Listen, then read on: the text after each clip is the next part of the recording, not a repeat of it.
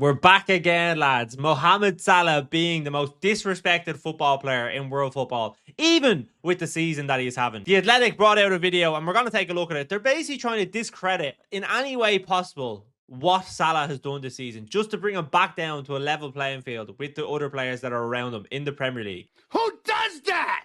So we'll take a look at the video and let me know what you think of this in the comments. Premier League's top scorers, it's hard to argue that Mohamed Salah hasn't been the most influential player in the league this season. But what if we only counted important goals? Does that change the picture at all? Well, one way we can Important goals. Is every goal not be important? What about the assists? Would we look at that as well? Let's see. We give them the benefit of the doubt and we'll take a look. Determine the importance of a goal is to look at its impact on game state. Goals that take a team from losing to drawing, or goals which put a team ahead. In terms of these game state changing goals, Salah is still top of the table, but he's now level with Erling Haaland because only around half of his goals. Okay, so the goals that he scores to get it level, or the goals that he scores to make it a winner, that's what is defined as a important goal in football. Never mind if you're 2-1 up and team is putting on pressure and you score a third to make the game easy and you wrap up the game. So that doesn't matter in the idea of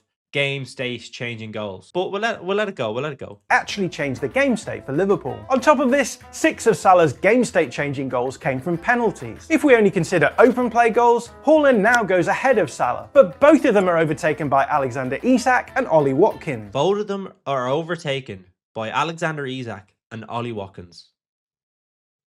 Bro, what are you talking about, man?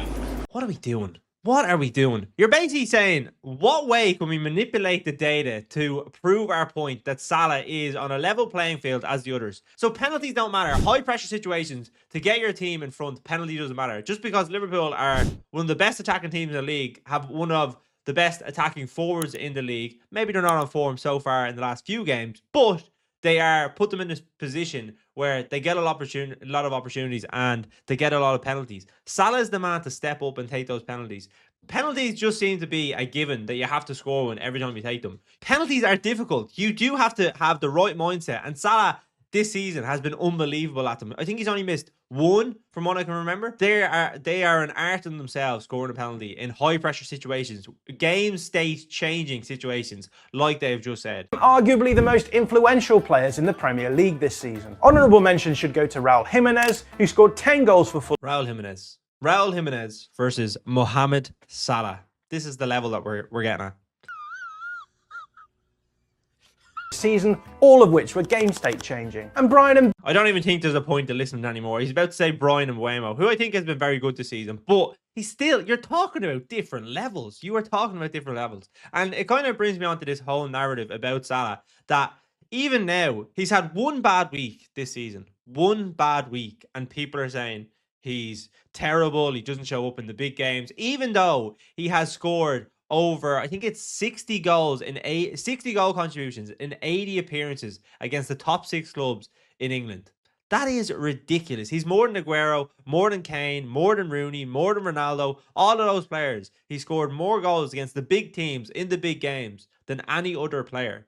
Like, it's just this narrative because it's Salah. I don't know what it is, to be honest, but there seems to be a narrative around Salah that he has to do something so much extra to be able to be put on the pedestal as some of the other players. I was going to bring it in today, but I'm not going to talk about it. But as well, goal dropped Salah down to 6th in their power rankings for the Ballon d'Or next season. So he's now below Ousmane Dembele, Harry Kane, Lamine Yamal, Mbappe and Rafinha. Maybe Rafinha and Mbappe you can understand, but Yamal, Kane and Dembele are nowhere near Salah's level this year. And it's just another narrative people are continuing to push. Salah's going to go down and break some of the biggest goal scoring records ever in Premier League history, and he's going to lead Liverpool to a Premier League. Is that not enough? Is that not enough? Have some shame, lads. Have some shame. Let me know what you think of all this talk about Salah after one bad week, and where does he rank this season? Do you think he should be first in the Ballon d'Or rankings, second, third? There's definitely a conversation there, maybe with Rafinha especially. So let me know in the comments what you think, and I shall chat to you all on the next one.